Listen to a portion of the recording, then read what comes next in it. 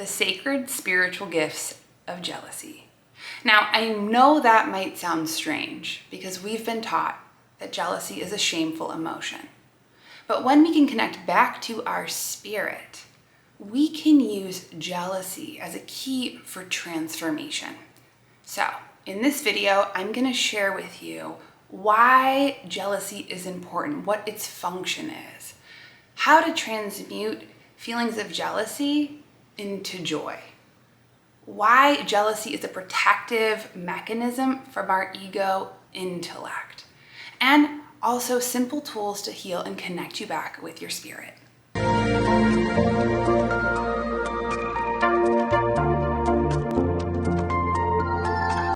We've all been there.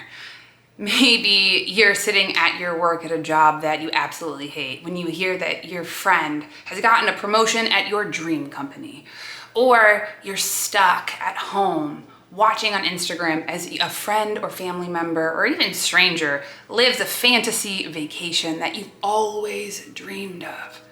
All of a sudden, envy starts to creep up. We start to feel jealous, this green-eyed monster. And then shame, because we're told that it's not okay to be jealous, that there's something inherently wrong in it. But I really want to use this video to recognize that there are a lot of gifts in jealousy. It's a messenger, and if we can use not our intellect and ego, but instead pay attention to our spirit, to our heart space, to our deeper selves, jealousy gives us a pathway to healing. So before I go any further, let me introduce myself. Hi, I'm Sonia. I'm a 4th generation intuitive, and I teach you how to plug back into your innate divine self, your intuition. And if you're new here, welcome. I'm so happy you're here. If you're returning, welcome back. Don't forget to hit subscribe and that little bell notification because I release new videos every week. So let's get back to the topic at hand, jealousy. First, I want to say that jealousy comes from pain. We fail to recognize that in our society. And in the spiritual world, we often shame ourselves or people around us for being jealous. You shouldn't be jealous. But if we can start to reframe that jealousy is telling us something. You know, if you're jealous of a coworker, maybe there's a place of where you have continually in your life felt that you have been passed up, that you haven't been seen. Maybe you're in a relationship and your partner has some new friends and you are feeling jealous of the attention that they're getting. You know, maybe you go over to a friend's house and see their big, beautiful house and come back to your little apartment and feel jealous that you don't have the same thing. Well, it's not that you're doing anything wrong. It's first saying, like I said, recognizing that this is a pain point. There may be a place in your life, in your relationships from long ago where you felt overlooked. Or maybe you had relationships in your family with your siblings or your parents where continually you didn't feel like the priority and you didn't feel like that you could share in their attention. Maybe in being jealous of somebody's home, there's some fear that, you know, what you have, that is something that'll never be attainable. You know, it's never enough, that you weren't lucky. But when we can reframe jealousy as a pain point, something where this hurts, this is hurt, my ego intellect, my human experience is hurting, we can breathe in and start to recognize and have some self-compassion. Because like I said, shame and jealousy go hand in hand. And then once we feel jealous, often we isolate because it's in our society and in the spiritual society, an unacceptable emotion. But when we can reframe that place of jealousy as pain, there is parts of myself that are in pain, that are hurt, that are wounded. That is a doorway to really important information. Because the ego intellect loves to judge. But our emotions are important because they tell us what are the things that we value. What are the things that matter to us? And emotions arise in our body. And those sensations that show up, jealousy might be tightness in your jaw or in your shoulders, maybe in your solar plexus. And those sensations often, what happens is our ego intellect doesn't want to sit with our feelings. It doesn't want to sit with our feelings, so it goes back into story. And it's old patterns, old stories that repeat over and over and over again. Narratives that are outworn, that I'll never be picked, that I'm never important enough, that I'll never be able to achieve the success that I want. And where we can use that as a portal for, like I said, first and foremost, self-compassion. When we connect to self-compassion and even just saying, wow, like that hurts. There's a part of me that's hurting. We immediately start to invite in the grace of our spirit. We start to invite in the grace of our heart space. And from there, then we can start to actually transmute, change that energy from something that's negative or not good or where you're not trying hard enough to actually a place of love and patience and understanding. When we have to navigate difficult emotions, because in life we do, it's important that we give ourselves patience. Patience being connected to our feeling body, patience being connected to the different sensations, and know that how our ego intellect, how our human self likes to make sense of the world is through stories. And those stories pull from the past. So this shows and signals to you where you have unhealed wounds, where there are parts of yourself that need recognition, emotions that need validation, so that we can move that in a really important way. So if you're really feeling jealous, maybe you want a partner and your best friend just got engaged, and you feel jealous, you're like, oh God, I want that to be me, and I want to be happy for her, but it's hard for me to be happy for her. I'm in pain. Second, where do I feel that in my body? Do I feel it in my jaw? Do I feel it in my gut? Can I focus my attention there? Can I sit with the sensation?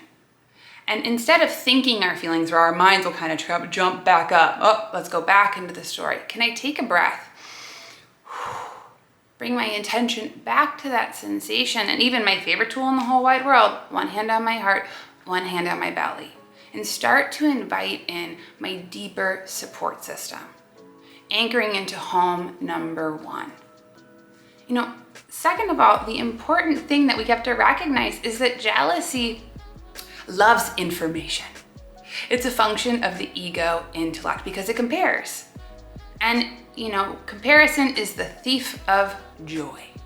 When we compare, we'll never feel like enough. It's one of the dangerous things about Instagram. It happens to me all the time. I remember not that long ago, I got sucked into some lady's curated Instagram page. Beautiful, beautiful house, beautiful husband, living the life, all these things. And all of a sudden I found myself feeling, jealous.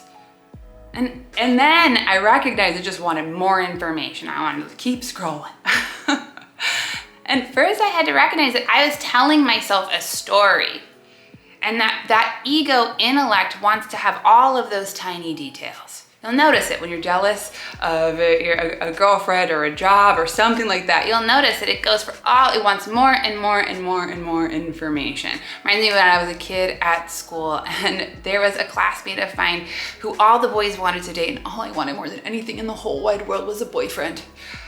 But one of the boys in class told me that all of the boys had a huge crush on my friend, and that for me at the time I was flat-chested, so I was not somebody that was considered cute. Now, it just crushed me. And so what I would do is I would look at my friend, I would notice her beautiful hair and her smile and her personality and all these things, and where it showed me again and again was in lack, because I wasn't her. And like I said, the ego intellect compares. Now the difference is from ego to spirit. Ego says, how are we different? While spirit says, how are we the same? And so when we can recognize that thirst for just continual information, we also have to recognize that what happens is we tell ourselves a fantasy.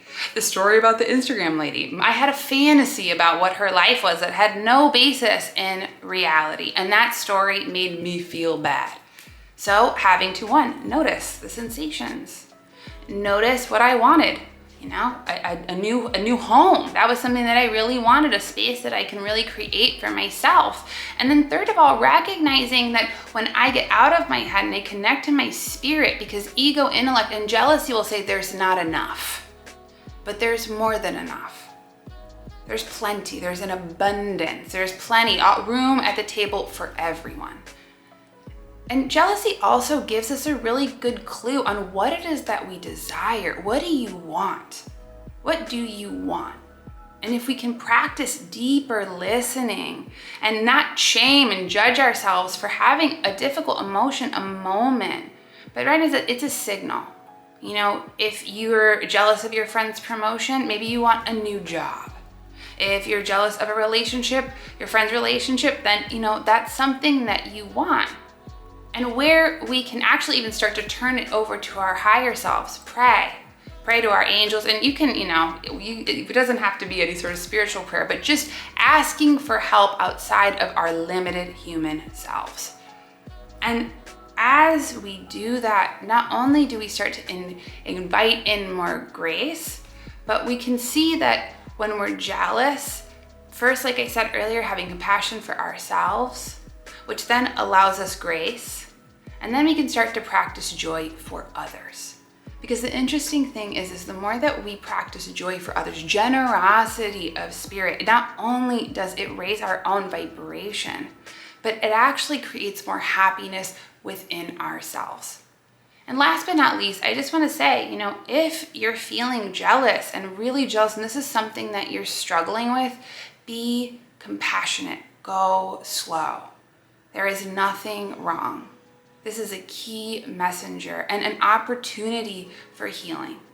This is an opportunity for recognizing that not only that there's more than enough, but that you are enough, and the things that you desire and the things that are meant for you will not pass you by. So we can get out of our heads, get out of our narration, get back into our heart space, which is where we connect to our spirit, to ourselves, to our physical bodies, and to life. And know that we are safe and valued, and that we can trust the unfolding and the timing, even if it isn't ours. And always gratitude, practicing gratitude, shifting our mindset from what we're lacking to what we do have. It is a powerful practice. That's what I do every night before going to bed. I go through my day and just think about the things that I'm grateful for. And it's a really way to remember, because we do have a negativity bias of where we're like, what's not working? And always humor, using a bit of humor, because things are serious, but it doesn't mean that we can't break apart that ego intellect that takes life too seriously. So I'm sure this is a longer video than I intended, because I could do a lot of different parts, but just be gentle. Jealousy is just a messenger, and one that is helping to, if we get under the noise, that can point you back to you. So thank you. I hope you enjoyed this video. If you did, hit subscribe, check out my podcast. It's all related. Check out my website, soniatully.com, where I have all of my different offerings. And if you enjoyed this video, please leave me a comment. I should have said that earlier, but that's okay. A like, a share, anything. It really means the world to hear from you. So I'm sending you all my love. Bye.